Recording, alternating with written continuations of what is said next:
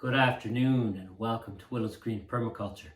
Today it's all about sorghum and millet. We got 5 types of sorghum here and some foxtail millet, and I'm going to give you a complete guide to growing, harvesting, and using the sorghum and the millet. We're going to start right from the sowing and a comparison between, let's say, doing starts versus direct sowing. We're going to talk about spacing, the needs of the plant, transplanting. We're going to talk about how this grows and how it does in the garden and so on, depending on the conditions. Also, we're going to talk about several different ways and how you can know when it's time to harvest. And we're going to talk about curing, storing, drying, and also about hulling and processing and the difference between using, let's say, a stone mill versus a blender. And of course, going to talk a bit about how to use this stuff, how to use the sorghum, how to use the millet. And also, we're going to finish off with a bit of comparison with growing and using some of the other grains like wheat, barley, oats, and buckwheat, for example. So, if this is something you're interested in, then let's get started.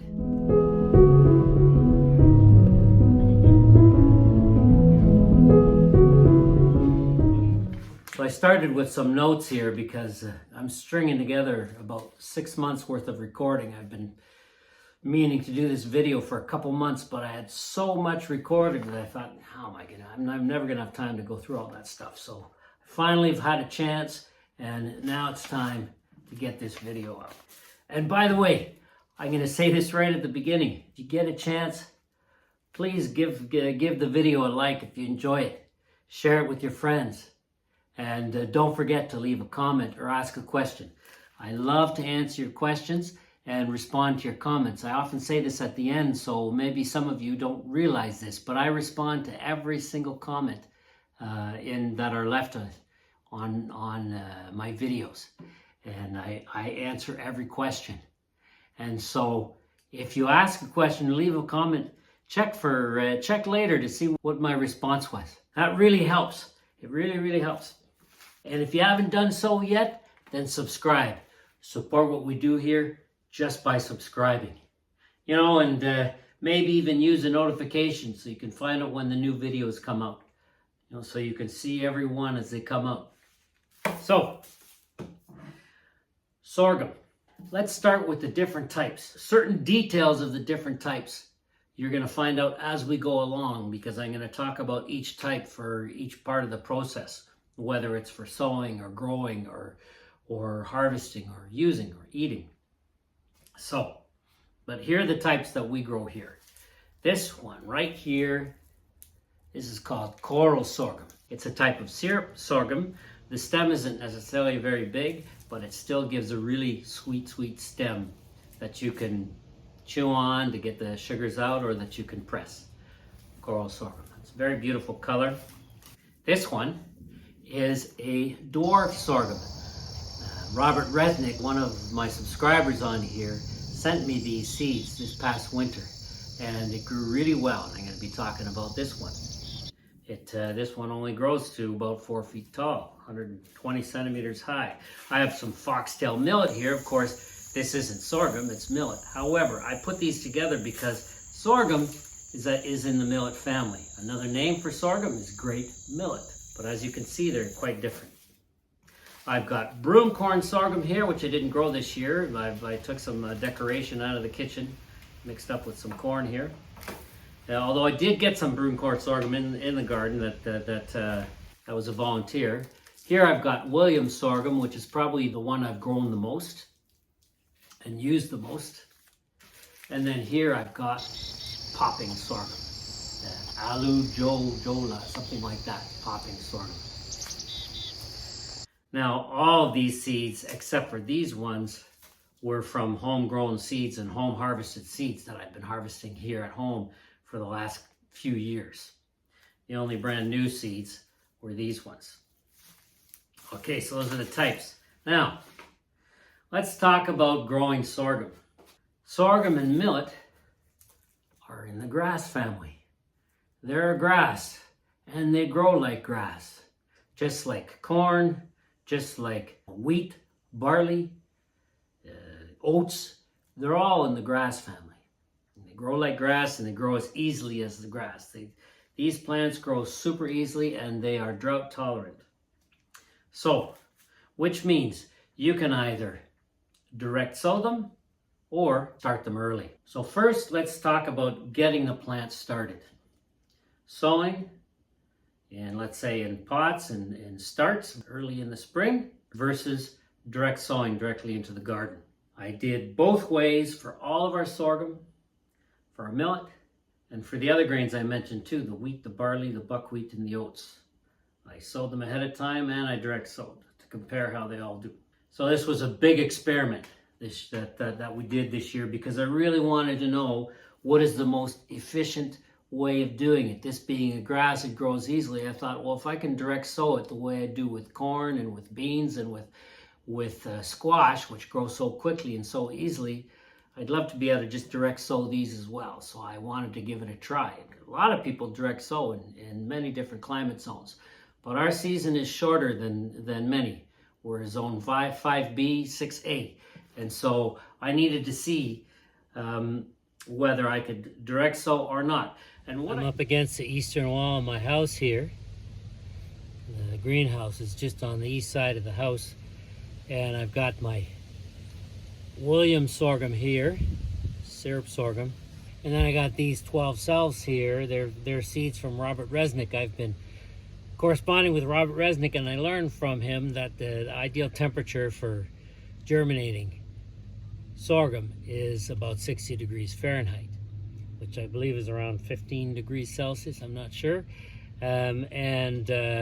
So the soil, the outdoor soil temperature is best if it's at that temperature in the morning.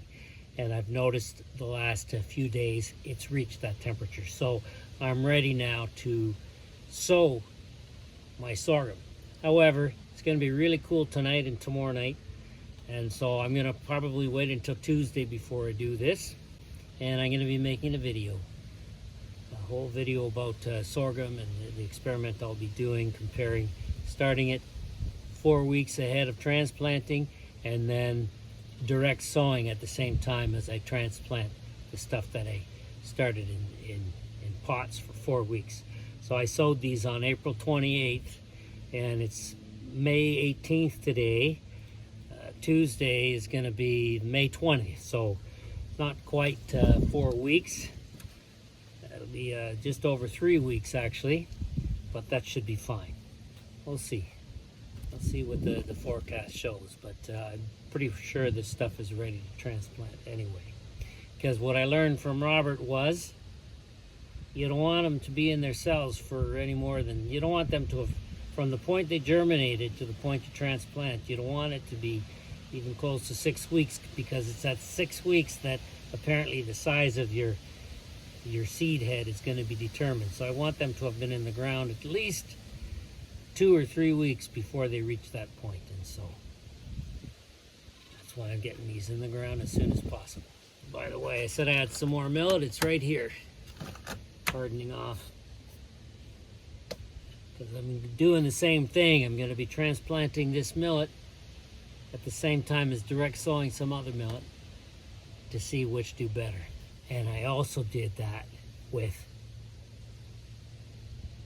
my oats and with my buckwheat and also with some wheat. I'm doing it with all the grains. And what I can tell you right from the start is, yes, you can grow sorghum direct sowing it even in a 5B climate, 6A climate. I managed to grow the sorghum by direct sowing it. I managed to grow the millet by direct sowing it. However, let's take this from the start. I often like to sow a lot of my vegetables and a lot of the stuff I grow in small pots first, because it allows me to get more time on the season. Also, the other advantage is the plants grow a little bit. Let's say they grow to about this high. And then when it's time to transplant in the garden, I can clear the space completely, clean it up of all the weeds and so on, and then transplant. And then the plants have a head start on the weeds, which is really, really nice. And that was the main thing I wanted to look at. Was that advantage a lot bigger than the advantage of, let's say, direct sowing and not having to transplant? because transplanting, of course, is time consuming. You plant and then you transplant. So I wanted to see which one was better, saving time not having to transplant or giving the plants a head start. So what I can say is this: with grains, with the sorghum, if you're going to start it in pots, you need to start it about 4, max 5 weeks before you're going to transplant it. So for timing, I started these in early May. It was actually April 28th. I started them in little pots in the greenhouse, but you could do it indoors as well. Here we are in our garage Workshop-Solarium. You can see that video that I did recently, how we converted this garage into a solarium. But I've also started pots in our bedroom and stuff because it has south-facing windows. South-facing or west-facing windows are the best for starting plants indoors. I started these indoors in early May with the plan of transplanting them out in around mid-June, when I figured the temperature would be correct outside for when I'd be direct sowing. Because what I wanted to do was direct sow some sorghum at the same time as I transplanted my starts, when the soil temperature was just right for the sorghum. The soil temperature for direct sowing is, if I recall correctly, 60 degrees Fahrenheit, which about 15 degrees Celsius. Now the actual precise soil temperature is 55 degrees Fahrenheit, which is about 12 or 13 degrees Celsius. But I always like to err on the side of caution. It was Robert Resnick, once again, who gave me that information, because I don't generally pay attention to soil temperatures, although I started to do that a lot more with a bunch of my vegetables this year. So I was measuring the soil temperatures for right through May all the way through June to see when it would be the right time. And then at about mid-June, today it's May 20th or 21st, I'm actually not sure. So it was the end of May, and only 3 weeks and 2 days after I had sown them. I remembered incorrectly, but now that I remember, it's because Robert Resnick had advised me not to leave them in the pots for longer than 4 weeks. And so I wanted to err on the side of caution, and I transplanted them out. 3 weeks and 2 days later. Probably would have been better to wait for those 4 weeks, but they did well anyway. What I have here are the seeds and the seedlings, sprouts of some sorghum, that some flower sorghum that Robert Resnick, one of our subscribers, sent to me from Texas. Now here we are in Ontario, half an hour north of Lake Ontario in zone 5B, maybe zone 6A, and so it's maybe a bit of a different climate here than down there, but we're going to see how these do. But the experiment here, what I'm doing with all my grains, is I want to see which works better, to direct sow when the soil is warm enough, but you have to sow a lot later, or to sow ahead of time, about 4 weeks ahead of time, in little pots in a greenhouse or indoors. I want to see which ones do better. Today the soil is warm enough. It's been warm enough for at least a few days now. It's been the soil has been at 15 degrees Celsius or 60 degrees Fahrenheit first thing in the morning for the past several days, which means it's perfect for sorghum and for most other grains, barley, millet, wheat, and so on, buckwheat. And it's also perfect for transplanting. The plants aren't going to get too shocked. They're not going to get too shocked from it being too hot or too cold. And we're past any danger of frost, or at least we should be. Let's hope. There have been frosts after May 21st here in Sterling, Ontario, right up to even the first week of June. Let's hope that doesn't happen, although I've got some stuff I can cover my plants with if I really needed to. That's when I transplanted my sorghum plants, and that's when I direct sowed a whole bunch of the others. And here's what I can tell you. First of all, the transplants, starting them in pots early, they do really well because already they got the right temperature. Of course, they're getting a bit spoiled because they don't have any weed pressures. You can plant a lot of seeds in a single pot, not too many though. I would say max 6 seeds in a small pot, because 6 plants could grow together, but don't just put one. I would say maybe the optimal number in a single pot would be either 3 or 4 seeds, maybe. 3 or 4 seeds in a pot. That way you got a bunch of plants, because they're like grass. They like to grow in groups. They kind of help each other stay standing. Each plant will be not quite as big when they're planted in groups, but I find they do better. And as you'll see in some of these images, the plants started early do really, really well. And when they transplant, they have a really thick root system in those pots.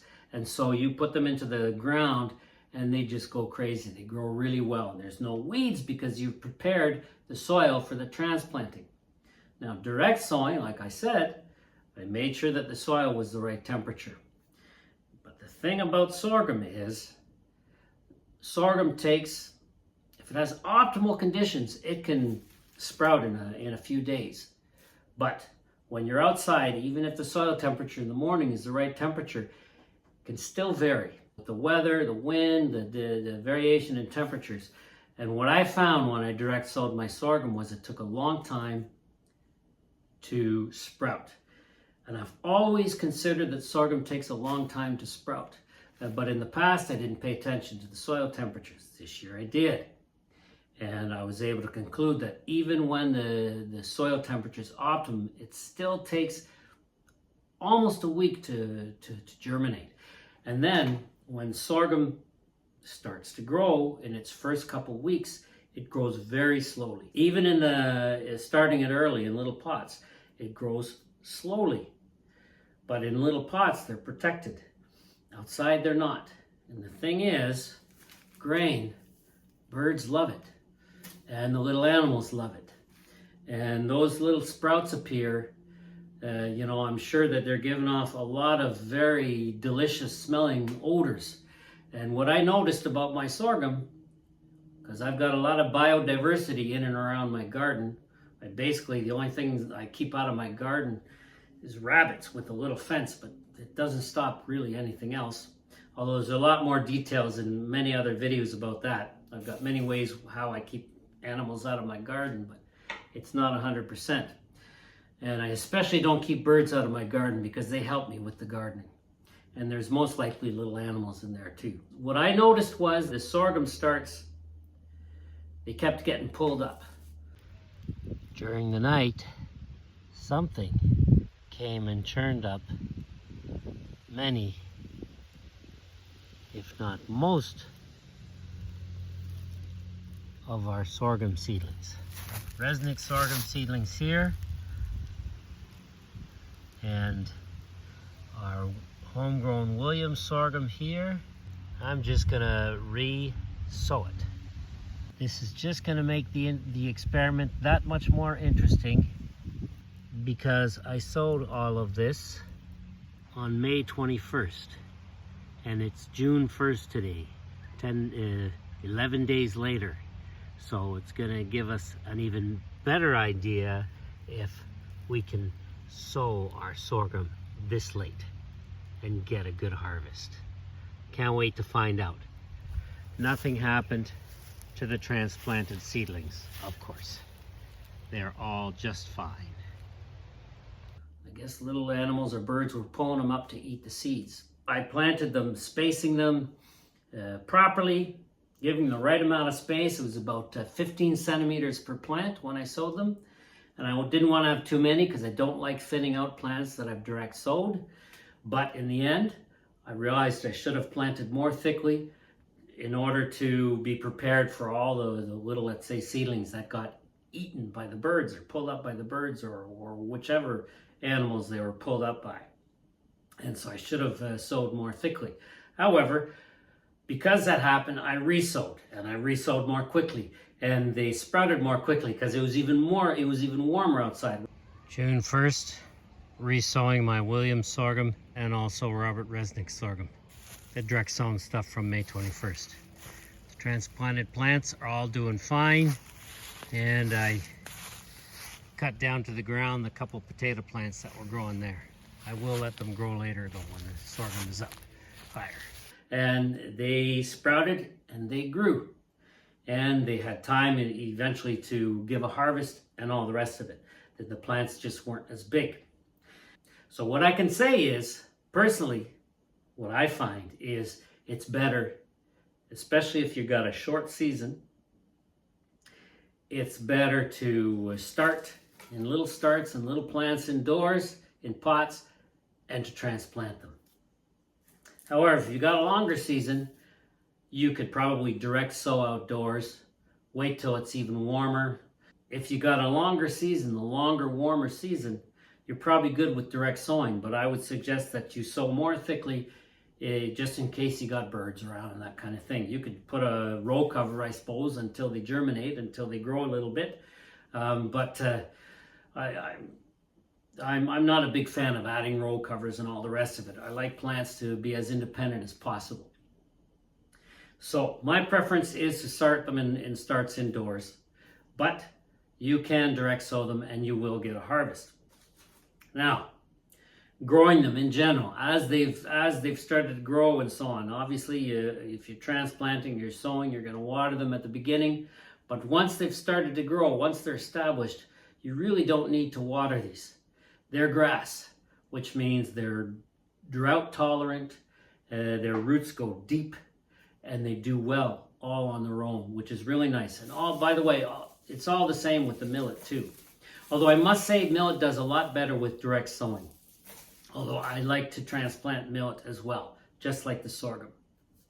Millet sprouts a lot faster than sorghum too. Grows a bit faster than sorghum as well. So yes, your plants are going to be pretty autonomous through the growing season.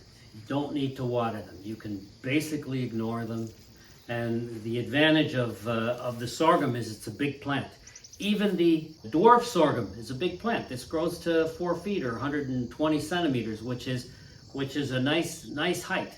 You know, much higher than, let's say, some of the wheat and so on, which is really low. The wheat and the barley, which maybe grows up to maximum about 3 feet high. Oats are a little bit taller.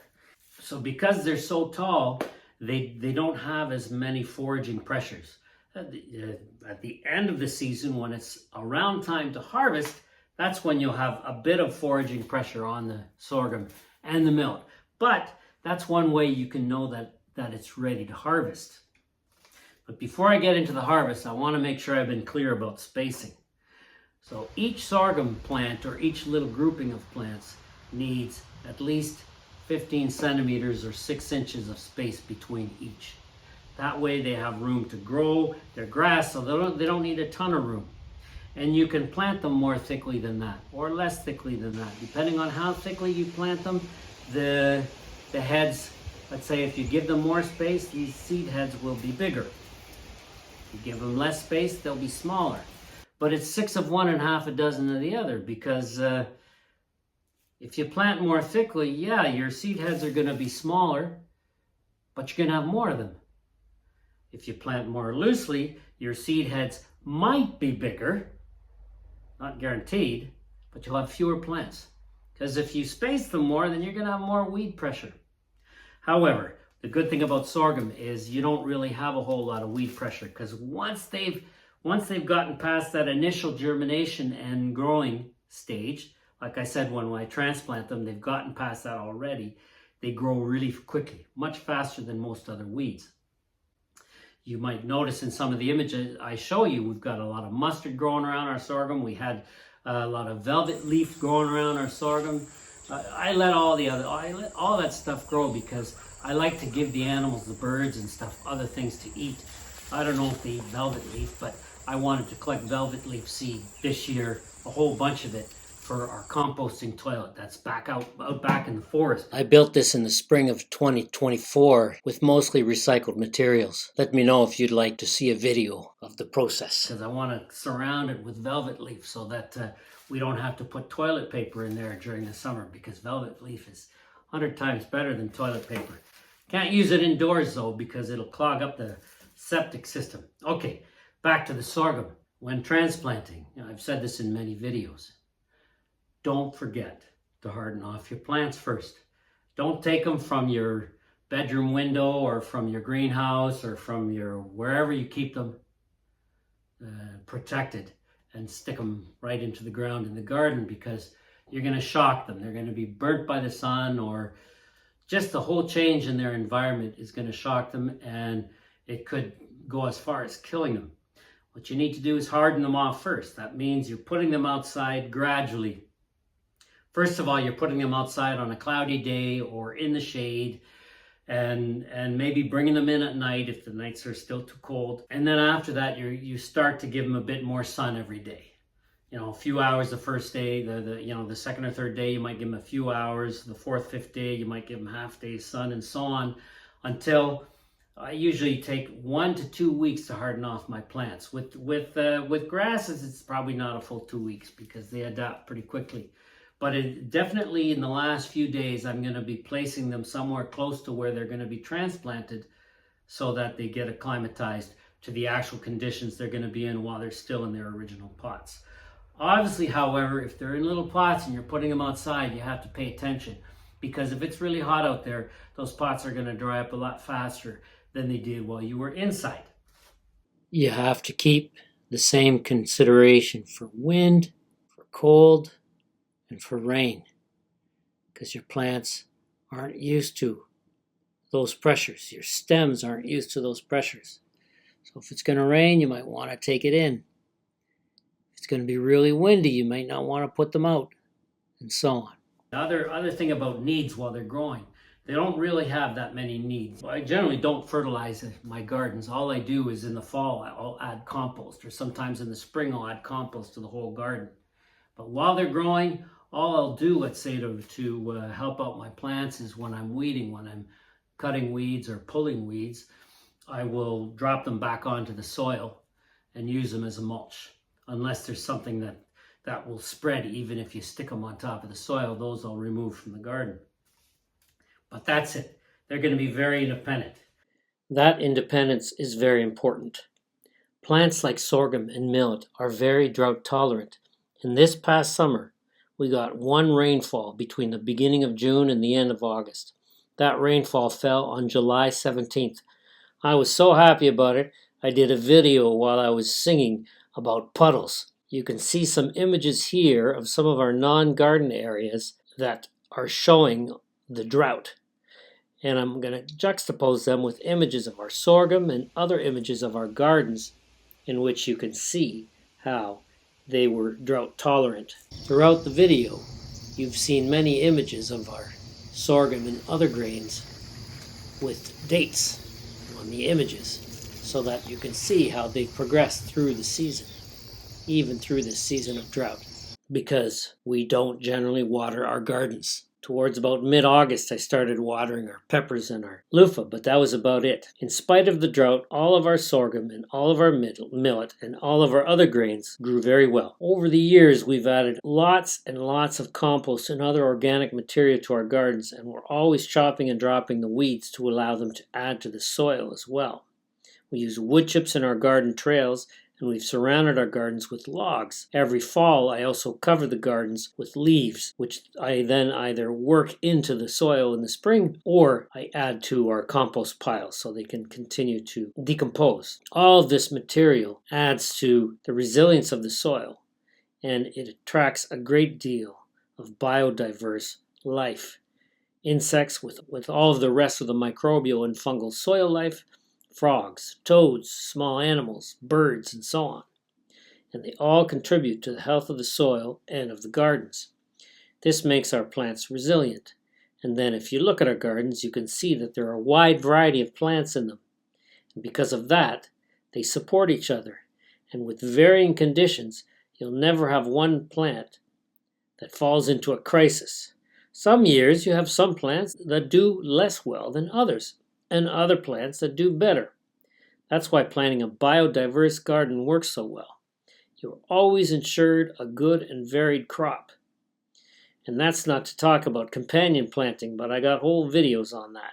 This year, for example, we got our most abundant tomato, grape, and elderberry harvest. Last year, we got our most abundant pear, potato, beans, and pepper harvests. Every year is different, which also supports your health, because a diverse diet is a healthy diet. Now let's talk about the harvest. There are several ways you can know that it's almost time to harvest. As you can see, if you look at the sorghum here, All right, you got different colors. The millet too, different colors. They're all different colors, but they all have their color. And if they're not ripe yet, well then these grains will look greenish, or they'll be completely green. And so you want to make sure that the grains have changed colors to, let's say, the color they're supposed to be before you harvest them. There might still be a few green ones here and there, and after you harvest them, they should be able to finish ripening, finish changing colors. But the vast majority of your grain should be the correct color before you harvest it. Now, if it's a sunny day, sometimes it's hard to tell the color because, and so on, or if you need glasses like me. However, there are a few other ways that you can know that your sorghum is ready to harvest. For example, I was talking about foraging pressures earlier. Well, if you notice that the birds have started, they're getting into your sorghum, you can see them flying around your sorghum and landing on your sorghum and eating some of the grains. Well, you know that they're ready. The animals know when it's just right and ready to eat. They know when it's delicious, and they know when they're your inspectors, your food inspectors, your natural ones. So when they're in there, you know, okay, it's time to harvest. It's okay if they take, 1%, 5%, 10% of your harvest, no big deal, because it gives you lots. And another way to know that it's ready to harvest is some types of sorghum, especially the syrup sorghums. The stem will start to change color. I don't know if you can see this, but I'll show it as well in the video. You can see this stem's got some reddish marks on it. This one does as well. And then you've got others that, let's say if you look at these don't have any on them. And it's not to say that they didn't have an outer, let's say, layer earlier that had a reddish hue on it. But some of the stems of some types of sorghums will start to change color, and that's another way of knowing that it's ready to harvest. And of course, sorghum is very, very easy to harvest. You just take the stem and you take a pair of shears and you just cut it like that. It's real easy, and you can cut it off. And depending on how much of the stem you want to keep, you may want to keep a lot or little. I'll tell you why in a minute. And if it's syrup sorghum like this one, and also like this one, this William sorghum, which is also syrup sorghum, then you'll want to harvest a lot of the stem. If what you really want is the syrup rather than the grain, then you may want to harvest it while it's still green if you want to have extra syrup. However, if you want to have both the syrup or the sweet stem and ripe grain, then wait until your grain is ripe. You're not going to get as much, let's say there's not going to be as much sugar or as much juice in your stem if you wait till it's ripe, but there's still going to be plenty of it. I got a couple videos on that. Now, I've never tried pressing it. I don't have a sorghum press. I've given, some subscribers have given me some good ideas about what I can use as a sorghum press, like one of those old-fashioned clothes dryers that have, I think, three rolls in them, and you roll it through the clothes dryer like that. That would work as a sorghum press to press the juice out of it. Maybe, just like it presses the water out of clothing that you've just washed. Now, after you harvest, what's important, I like to make sure that I harvest on a sunny day. And even if it's a sunny day, I like to wait until mid-afternoon at the earliest, and well before, let's say, the evening, well before the dew starts to drop, because sometimes the dew can drop earlier at the end of the season, and depending on the day. And obviously, I don't like to harvest in the morning, even on a sunny day, because it's going to be wet. It's going to be wet from all the dew at the, as fall's coming and so on, when we're at the end of the summer. And so mid-afternoon, I'll harvest, and then they might still have that little bit of moisture in them.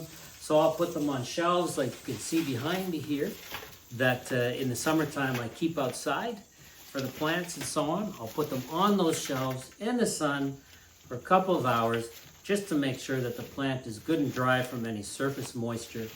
And then I'll set up a set of these shelves indoors, so out of direct sun, and then I will cure them on those shelves for a couple weeks. Just lay them straight flat on the shelf, give them enough space, give them enough air and so on that they can dry up a bit. And when I'm satisfied that they're dry enough, after at least a couple weeks, that's when I'll make these bouquet type things with just some twine that I reuse every year, and then I'll just hang them upside down like this. And then they'll stay that way through the winter. Even they can stay that way for a year. They can stay that way for 2 years, as long as there's not too much dust falling onto them. All right, you see that? Just tie them up, not too many in a bouquet, and leave some stems so that they don't fall out of their, out of the twine that you have tied up, as you can see, and it works really well.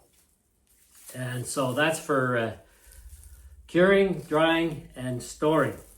Now, when it's time to use them, leave them that way until you're ready to use it. And what I mean by use it, each time you want to use it, you'll want to process some of it. If you're going to make flour out of your sorghum, it's best to make the flour you need when you need it. Because as soon as you make it into flour, well, the nutrients are going to start to degrade over time. And so it's best, if you're going to make it into flour, the day that you need the flour, or max the day before, but I'd say the day of that you need that flour, that's when you want to make it into flour, so that you make it into flour and you use it right away. Now, there are 2 ways you can do it, and depending on the type of sorghum you have, you can either use either of the 2 ways, but certain types of sorghum, it's better to use one way over another. So the 2 ways are using a stone mill, which I'll show you right here. So using stones to grind it up, grind stones, or you can also simply use a simple kitchen blender. We have a blender called a Sumit. It's from India. In India, they make a lot of spices. They make a lot of different powders and different spices and so on. And so this blender, this Sumit blender, which didn't cost that much more than a regular kitchen blender, really makes a nice flour. But I prefer to use a stone grinder, because when you're using a blender, when you're blending making your flour, you're heating it up a little. And so when you're heating it up a little, you're losing some of your nutrients. Now, because you're going to use it right away, it's not that big of a deal. However, if you use a blender, just know that you're going to be heating it up a little and you're going to lose some of those nutrients. And the other thing you have to remember is you make sure that after you've made that flour, you let it sit open, preferably in its bowl, for at least 24 hours to make sure all the heat is dissipated out of it, if you plan on storing it, before you store it into a jar. If you use it right away, then you don't have to wait, of course. But if you're planning on storing it, don't store it while it's still warm from the blender, because you're going to get moisture build up inside that flour, and then it could get ruined. It could go moldy and all the rest of it. But if you're using it right away, of course, it doesn't matter. The other way is using a stone grinder. Let's mill this grain. Using a stone grinder, you're grinding it and you're not generating any heat, because you're grinding as it's coming through a little bit at a time. It's grinding a little bit at a time, and it's not generating any heat at all. So that way of doing it, you can store. But once again, my preference is to grind it within 24 hours of when you're going to use it at the most. Now, there are a couple types of sorghum here, which it's best to use a stone grinder, at least the kind I've been using, because I discovered something special about it. And so what I'm going to talk about is a comparison of the different sorghums and the element that you need to consider about this. If you can look, like I said, they're different colors. The coral sorghum is a deep burgundy red, and then the Williams sorghum is a tan or a brown. And then, of course, there's the broomcorn sorghum, which can be black or also red. A couple colors, it's very pretty. And then we have this dwarf sorghum from Robert Resnick. Well, it's kind of a beige color, whitish beige. And then we have the popping sorghum, which is basically a whitish yellow. And then there's the millet, which is a golden color. Now, these 3 here, the dwarf, the popping, and the millet likely do not have any tannins in them. I'm not an expert on this, but because they're not red or brown, dark brown, let's say, they should have little or no tannins in them. Maybe Robert Resnick can, or another sorghum grower that might be watching this, someone who grows a lot of sorghum who might know a bit more about it can tell us. But these shouldn't have any tannins in them. Tannins, you know, like what you find in some wines and what you find in acorns. That's why you have to leach the tannins out of acorns before you can try and eat them. These don't have tannins, but the dark colored ones usually are high in tannins on the outside, on that outside coat of the seed, on the hull of the seed. Okay, the syrup sorghum, the coral sorghum. Apparently, some of the red ones don't necessarily have tannins, but like I said, once again, I'm no expert, so I'm operating on the assumption that the coral sorghum has tannins in it, the Williams sorghum has tannins in it, and of course, the broomcorn sorghum has the tannins in it. Now, because they have tannins in that shell, and as far as I'm concerned, it's difficult to remove the shell. And I'm going to backtrack in a moment. What I haven't talked about is threshing. I'll backtrack in a minute, talk to you about that. Because it's the hull that has the tannins in it, or the outer seed coating, then it's preferable to get rid of it.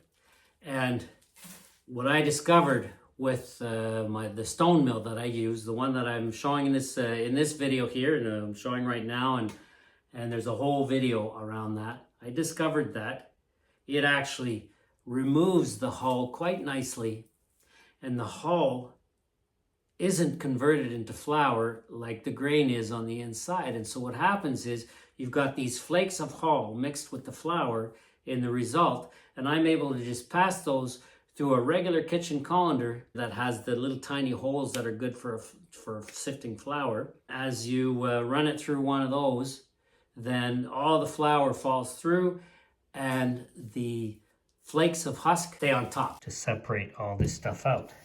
So all this stuff used to be in our flour, but now not anymore. Now, if I talk about the broomcorn, I didn't grow any this year because what I found is the broomcorn, the seed doesn't even, this hull doesn't even open. And so the seed inside is quite tiny. If you look closely, you can see that the hull is partially open here, so it falls off nicely. Same thing with the coral sorghum. But the broomcorn sorghum, it's a really very, very tightly closed shell. And so I've decided that the broomcorn is basically, I'm just going to grow it from now on just as a decoration, or if I want to make brooms out of it, which is really nice. So when it comes to wanting to make sure that you get rid of the hull, you want to get rid of the hulls that have the tannins in them, and that's where a stone grinder is going to work. Now, if you don't have a stone grinder and you only have a blender, then I would suggest using popping sorghum, or let's say any type of white or beige colored sorghum that doesn't have those tannins, like this dwarf sorghum. And of course the millet doesn't. You can so all three of these, the popping, the millet, and the dwarf sorghum, you can blend these whole in a blender, and basically that hull, that outer hull, is going to give you extra fiber, and it's not going to give you tannins, and of course you're going to get the flour. Now, I'd like to talk about threshing, because I haven't talked about threshing. Threshing couldn't be easier with sorghum. That's all you need to do is rub it between your hands, and the seeds just fall out real easy. You can rub it, or you can do this too. You know, take each little tiny branchlet and rub it between your fingers. I'll basically do that near the end when there are just a few seeds left, but when there are lots of seeds, just rubbing it between your hands like this works. And you get a ton of it all at once. You know, in about 5-10 minutes, you're going to have enough grain to make flour for a couple loaves of bread. Because like I said, leave it hanging, wherever you leave it hanging, until you need it. And when you need it, then you take what you need, you thresh it, and you make it into flour. We keep our sorghum in our garage. It's an unheated garage. Of course, this year it's going to be warmer because we've put these panels up. We've kept the regular garage doors in, of course. We added these panels to the outside of them. So these doors, we close them at night when the sun's not hitting the windows anymore.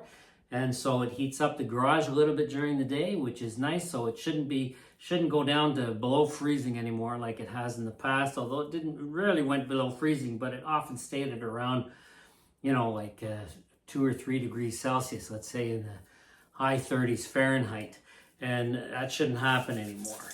But even at a little warmer temperatures, these are fine staying in here in the garage all winter hanging. Then they're further back where it's going to be a bit cooler. So yeah, leave them hanging when you need them. That's when you take what you need. So there you go. This is all threshed. Okay, there might be a few seeds left on there. I could try and get them off or not.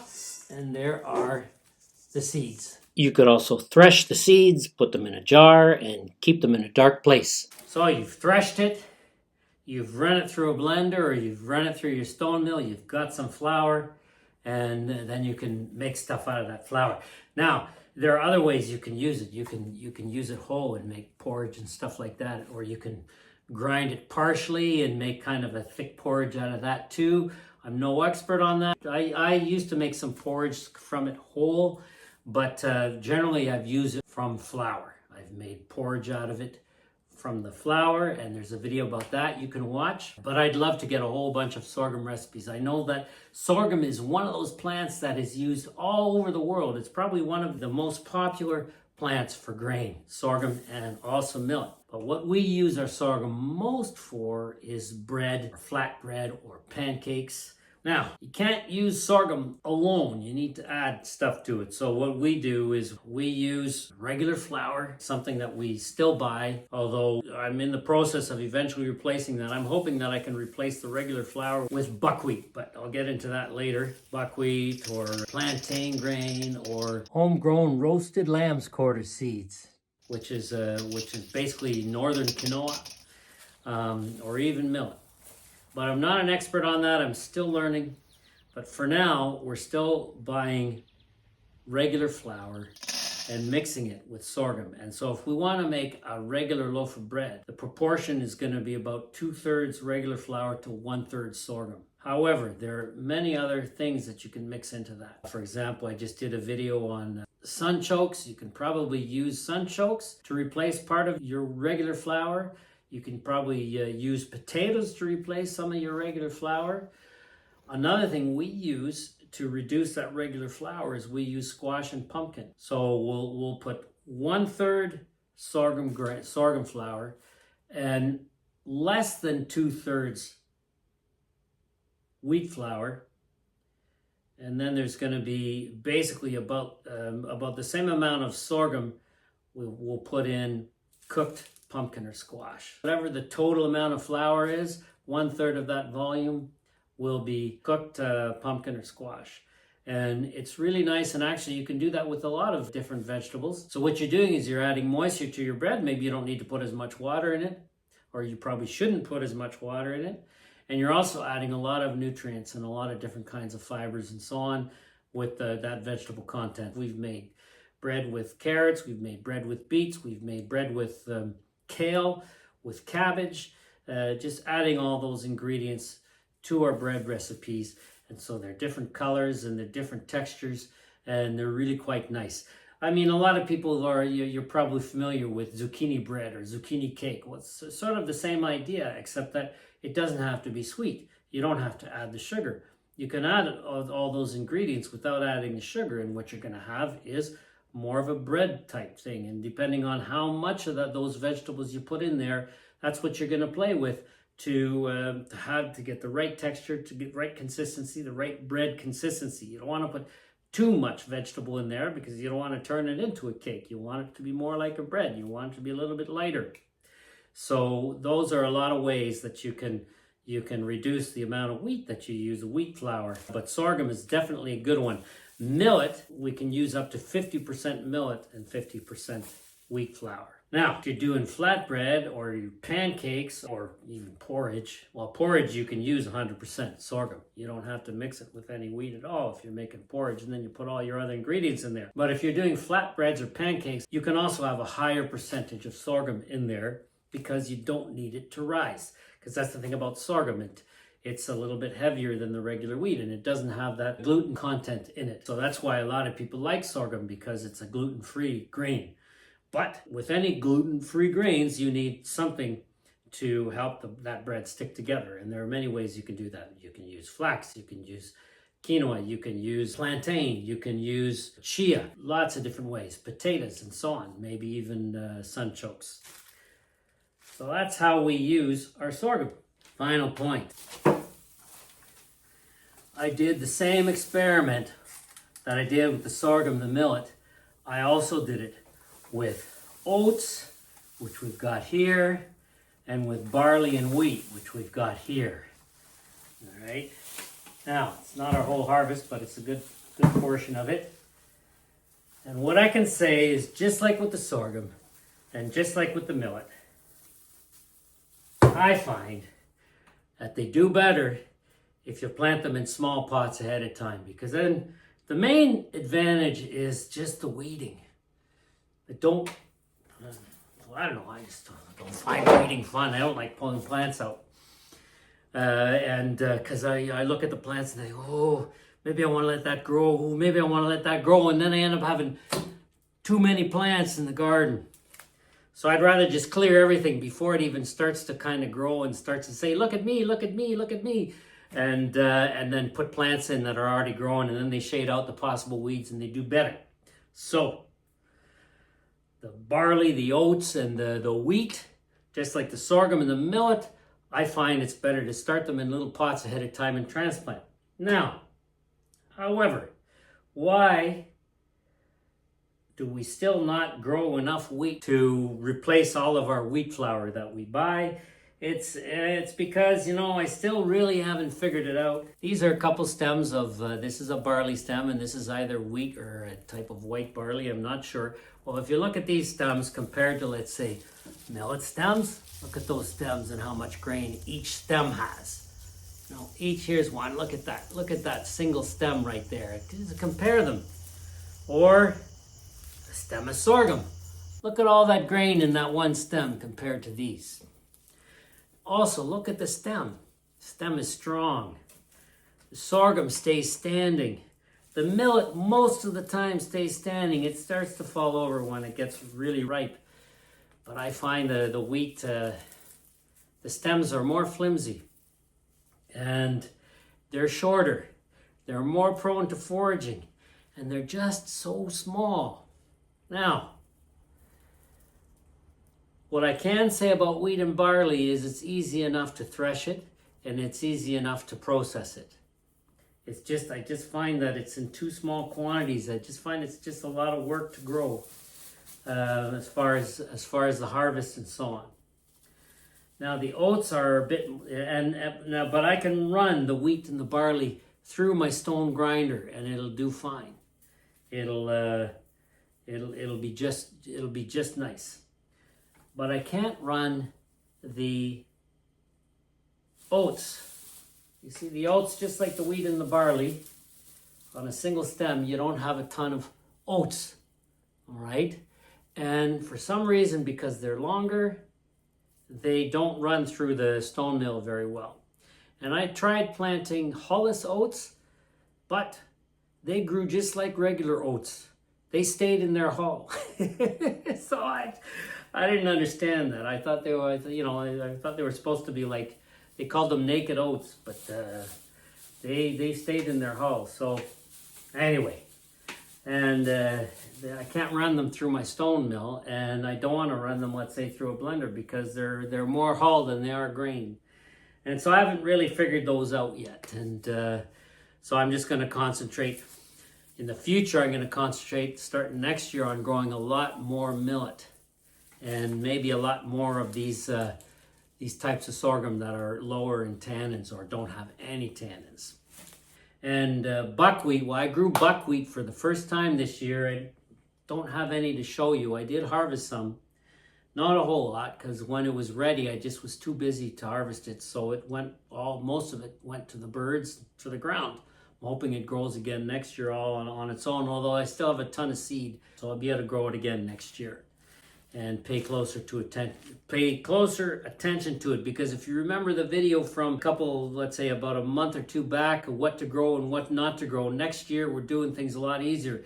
It's going to be our 7th summer. I was planning on just leaving the garden alone and doing the way they used to do centuries and centuries, if not thousands of years ago, where they didn't plant every 7th year. I planned on maybe doing that, but I'm going to do that in parts of the garden. Leave parts of the garden to do what they want, but other parts I want to make sure we get a harvest. So there you go. I hope you enjoyed the video. I hope you learned something from it and you found it useful. If you liked it, then please share with your friends. Like I said at the beginning, give it the thumbs up. Don't forget to leave a question or comment. And if you haven't done so yet, then subscribe to our channel. Support what we do here just by subscribing. Thank you very much for watching. Have a wonderful week, and we will see you next time.